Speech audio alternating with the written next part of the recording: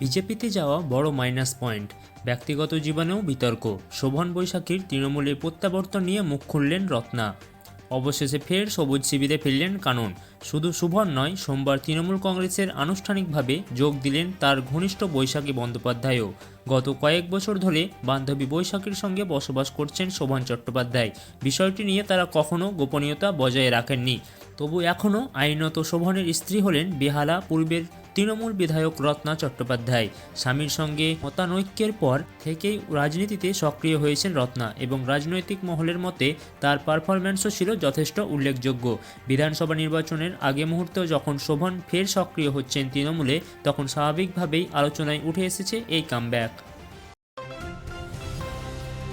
ভাঙাচোরা রাস্তায় ঢোকে না অ্যাম্বুলেন্স, 7 ঘন্টা ধরে রাস্তা আটকে বিক্ষোভ গ্রামবাসীর। সোমবার সকাল থেকে দুপুর পর্যন্ত প্রায় 7 ঘন্টা ধরে ঝাড়গ্রামের মানিকপাড়ার রাস্তা অবরোধে নামলেন স্থানীয় বাসিন্দারা। বৃষ্টির তোড়ের ধাক্কায় রাস্তা প্রায় ভেসে গিয়েছে। কোথাও হাঁটু সমান গর্ত, আবার কোথাও বৃষ্টির জলে তৈরি হয়েছে বিপজ্জনক খাদ। সামান্য বৃষ্টিতেই জলে ভরে যায়, পরিণত হয় মৃত্যু ফাঁদে। এমন অবস্থায় কেউ অসুস্থ হলে অ্যাম্বুলেন্স পর্যন্ত পৌঁছতে পারে না গ্রামে। রোগীকে মোটর বাইকে তুলে নিয়ে যেতে হয় মূল রাস্তায়।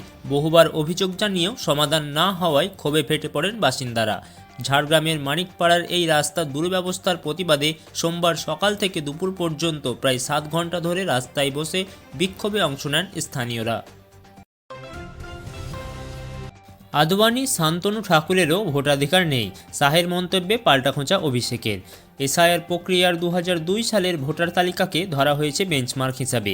এই বিষয় নিয়েও একাধিক প্রশ্ন তোলেন অভিষেক বন্দ্যোপাধ্যায়। এসআইআরের যোগ্য ভোটারের নাম যেন বাদ না যায়, এই দাবিতেই মঙ্গলবার রাজপথে নামছেন তৃণমূল নেত্রী মমতা বন্দ্যোপাধ্যায় এবং দলের সর্বভারতীয় সাধারণ সম্পাদক অভিষেক বন্দ্যোপাধ্যায়। ভোটার তালিকা সংশোধনের আবহে রাজ্যে যে মৃত্যুর ঘটনা ঘটছে, তৃণমূল সেটিকেও রাজনৈতিক অস্ত্র হিসাবে ব্যবহার করছে। কালীঘাটে সাংবাদিকের মুখোমুখি হয়ে অমিত শাহের সাম্প্রতিক মন্তব্যের তীব্র সমালোচনা করেন অভিষেক। সম্প্রতি এক টেলিভিশন সাক্ষাৎকারে শাহ বলেন, ভারত ধর্মশালা নয়, শুধুমাত্র এ দেশে জন্ম নেওয়ায় ব্যক্তিরাই ভোট দিতে পারবেন।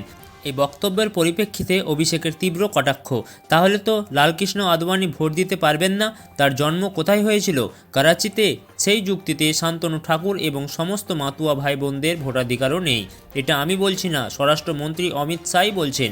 উল্লেখ্য, লালকৃষ্ণ আদবানি জন্মগ্রহণ করেছিলেন ব্রিটিশ শাসিত করাচিতে। উলুবেড়িয়া হাসপাতালে মহিলা কমিশনের টিম, নিরাপত্তা নিয়ে প্রশ্ন তুলল কমিশন। প্রশ্ন উঠল হাসপাতালের নিরাপত্তার দায়িত্বে থাকা ইমার্জেন্সিগুলির ভূমিকা নিয়ে। উলুবেড়িয়ার হাসপাতালে সোমবার পরিদর্শনে যান জাতীয় মহিলা কমিশনের সদস্য অর্চনা মজুমদার। কালীপুজোর দিন হাওড়ার শরৎচন্দ্র চট্টোপাধ্যায় মেডিকেল কলেজে এক মহিলা চিকিৎসককে হেনস্থা করার অভিযোগ ওঠে। গালিগালাজ, ধাক্কাধাক্কি সবই হয়েছিল সেদিন। ঘটনায় 3 জনকে গ্রেপ্তার করেছে পুলিশ। সেই ঘটনার পরদিনই হাসপাতালে গিয়ে নিরাপত্তা ব্যবস্থার তীব্র সমালোচনা করেন অর্চনা। বলেন, আমি হাসপাতালের কর্তৃপক্ষ, নার্সিং স্টাফ, পুলিশ সকলের সঙ্গেই কথা বলেছি। এখানে নিরাপত্তার নানান ঘাটতি রয়েছে। এত মহিলা কর্মী থাকা সত্ত্বেও তাদের সুরক্ষা নিশ্চিত করা হয়নি। ঘটনার দিন যদি ফিমেল ম্যাটারনিটি ওয়ার্ডে সময় মতো নার্স ও পুলিশ না পৌঁছতো, তাহলে কি হতো কল্পনাও করতে পারছি না। একই সঙ্গে নন্দীগ্রামে শুভেন্দু অধিকারীর মেডিকেল ক্যাম্পে তার উপস্থিতি নিয়ে যে বিতর্ক উঠেছে, তারও জবাব দেন অর্চনা। জানান, তার বিরুদ্ধে ভুয়ো ও এআই ভিডিও ছড়ানো হচ্ছে। বিষয়টি নিয়ে পুলিশের ডিজি ও কলকাতার সিপিকে ইতিমধ্যে চিঠি দিয়েছেন তিনি। অস্থায়ী কর্মীদের বিএলও করা হচ্ছে, নির্বাচন কমিশনকে চিঠি বর্ধমানের দক্ষিণের বিজেপি নেতার। বিজেপির জেলা সভাপতি অভিজিৎ তা জানান। নির্বাচন কমিশন জানিয়ে দিয়েছে অস্থায়ী কর্মীকে বিএলও করা যাবে না, তবুও তা করা হচ্ছে। বিএলও ইস্যুতে ফের চিঠি বিজেপির। বর্ধমান দক্ষিণ বিধানসভা এলাকার 20টি বুথে বিএলও বদলের দাবি জানিয়ে কমিশনকে অভিযোগ পাঠিয়েছে বিজেপি। অভিযোগ, বহু বিএলওই তৃণমূলের ঘনিষ্ঠ এবং কেউ কেউ অস্থায়ী কর্মী। এলাকার স্থায়ী কর্মী থাকা সত্ত্বেও চুক্তিভিত্তিক বিএলও করা হচ্ছে। বিজেপির জেলা সভাপতি অভিজিৎ তা বলেন। কমিশনের নিয়ম স্পষ্ট, স্থায়ী সরকারি কর্মীরাই বিএলও হতে পারেন। শিক্ষক না পেলে অন্য দপ্তরের কর্মী, তাও না হলে কেন্দ্রীয় কর্মী নেওয়া যেতে পারে। একান্ত প্রয়োজনে বিশেষ অনুমতি প্রয়োজন, কিন্তু এখানে নিয়ম ভঙ্গ হয়েছে। কুমোরটুলির ট্রলি কাণ্ডে মা মেয়েকে যাবজ্জীবন সাজা শোনালো বারাসাত আদালত। সরকারি আইনজীবী বিভাস চট্টোপাধ্যায় জানান, যে নৃশংস খুনের ঘটনা ঘটেছে তার জন্য কঠোর শাস্তির আবেদন করা হয়েছিল। 251 দিনের মাথায় কুমোরটুলির আলোচিত ট্রলি কাণ্ডে সাজা ঘোষণা করল বারাসাত আদালত। অভিযুক্ত ফাল্গুনী ঘোষ ও তার মা আরতি ঘোষকে যাবজ্জীবন কারাদণ্ডের নির্দেশ দিয়েছে সপ্তম এডিজি প্রজ্ঞা গর্গী ভট্টাচার্য। অভিযোগ, তারা সুমিতা ঘোষকে খুন করে দেহ ট্রলি ব্যাগে ভরে গোপন করার চেষ্টা করেছিলেন। আদালত যাবজ্জীবন সাজার পাশাপাশি প্রমাণ লোপাটের জন্য 7 বছরের অতিরিক্ত সাজা ও প্রত্যেককে 1 লক্ষ টাকা জরিমানা করেছে। সরকারি আইনজীবী বিভাস চট্টোপাধ্যায় বলেন, আদালতের রায় ন্যায় বিচারের উদাহরণ। দীঘার সমুদ্রে বড় বিপদ, নুলিয়াদের তৎপরতায় প্রাণে ফিরলেন পর্যটক।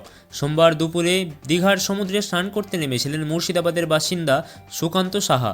পরিবারের অন্যান্য সদস্যরাও ছিলেন সঙ্গে। হঠাৎই অসুস্থ হয়ে পড়েন তিনি। সমুদ্রের ঢেউয়ের মধ্যে তলিয়ে যেতে থাকেন মুহূর্তের মধ্যে। আতঙ্কে চিৎকার করেন পরিবারের সদস্যরা। কাছেই উপস্থিত নুলিয়ারা দ্রুত জলে নেমে তাকে উদ্ধার করেন। সঙ্গীহীন অবস্থায় তাকে দীঘা স্টেট জেনারেল হাসপাতালে নিয়ে যাওয়া হয়। চিকিৎসকদের মতে সময়মতো উদ্ধার না হলে বিপদ আরও বাড়তে পারত। হাসপাতাল সূত্রের খবর, সুকান্তবাবুর জ্ঞান ফিরেছে কিন্তু এখন স্থিতিশীল। নুলিয়া রতন দাস বলেন, চিৎকার শুনে দৌড়ে যাই, দেখি একজন ডুবে যাচ্ছেন। সময়মতো উদ্ধার করায় প্রাণে বেঁচেছেন। সোদপুর ও পূর্ব বর্ধমানে বিজেপির মিছিলে অনুমতি হাইকোর্টের, তবে কড়া শর্তে। মিছিল করতে গেলে কি শর্ত মানতে হবে? সোদপুর থেকে আগরপাড়া তেঁতুলতলা বাসস্টপ পর্যন্ত মঙ্গলবার মিছিলের অনুমতি মিলল বিজেপির, তবে শর্ত সাপেক্ষে। সোমবার বিচারপতি কৌশিক চন্দ্রের বেঞ্চে মামলা শুনানি হয়। পুলিশ প্রথমে অনুমতি না দিলেও আদালতে মিছিলের ছাড়পত্র দেয় কিছু নিয়ম মেনে। রায় অনুযায়ী বিকেল 3টে থেকে 5টা পর্যন্ত মিছিল চলবে। সর্বাধিক 1000 জন অংশ নিতে পারবেন। মিছিল শেষে সংক্ষিপ্ত বক্তব্য রাখতে পারবেন বিরোধী দলনেতা শুভেন্দু অধিকারী।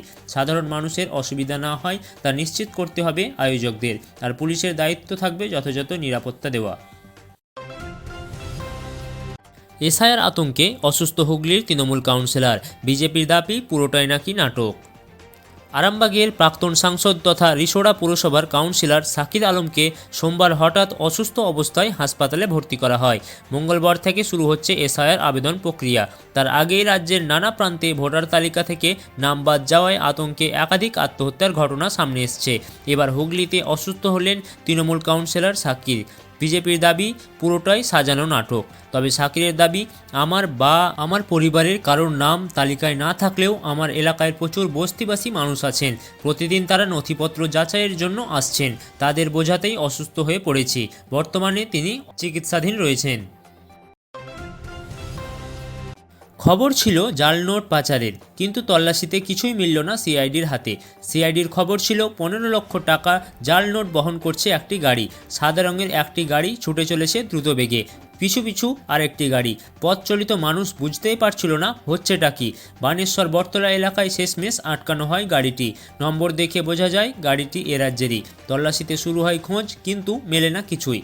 খবর ছিল গাড়িতে পাচার হচ্ছিল জাল নোট। সেই সূত্রে ধাওয়া করছিল সিআইডির দল। তবে শেষমেশ খালি হাতেই ফিরতে হয় তাদেরকে। গাড়ি বাজেয়াপ্ত করে 4 জনকে আটক করেছে পুলিশ। আধিকারিকদের দাবি, পরিকল্পনায় কোনো ঘাটতি ছিল না, তবু অভিযান আপাতত ব্যর্থ।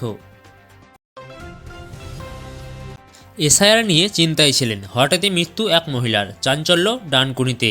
4 নভেম্বর মঙ্গলবার থেকে শুরু হচ্ছে বাড়ি বাড়ি গিয়ে এনিউমারেশন ফর্ম পূরণের কাজ। ডানকুনি পৌরসভার 20 নম্বর ওয়ার্ডের বাসিন্দা হাসিনা বেগম, বয়স 60। এর রহস্যময় মৃত্যু ঘিরে ফের এসআইআর আতঙ্কে অভিযোগ। স্থানীয়দের দাবি, 2002 সালের এসআইআর তালিকায় তার নাম নেই। পরিবারের মতে প্রয়োজনীয় কাগজপত্র থাকলেও ভয় কাজ করছিল তার মনে। রবিবার কাজে গিয়ে ফেরার পথে অসুস্থ হয়ে পড়েন তিনি। হাসপাতালে নিয়ে গেলে চিকিৎসকেরা মৃত বলে ঘোষণা করেন। ডানকুনির তাহেরা বেবি জানান, শনিবারই এলাকায় এসআইআর বিষয়ক বৈঠক হয়েছিল। সকালেই চিন্তায় ছিলেন, হাসিনাও ছিলেন উদ্বিগ্নে। সকালে কাজ থেকে ফিরে চা আনতে গিয়েছিলেন তিনি। ফেরার পথে হঠাৎ রাস্তায় বসে পড়েন। দ্রুত হাসপাতালে নিয়ে যাওয়া হয় তাকে, কিন্তু রাস্তাতেই মৃত হয়। এখন পর্যন্ত 5টি অস্বাভাবিক মৃত্যুর ঘটনায় উঠেছে এসআইআর আতঙ্কের অভিযোগ। আপনারা শুনলেন খবর পশ্চিমবঙ্গ ইউটিউব চ্যানেল। এখনই সাবস্ক্রাইব করুন সারাদিনের গুরুত্বপূর্ণ খবর শোনার জন্য।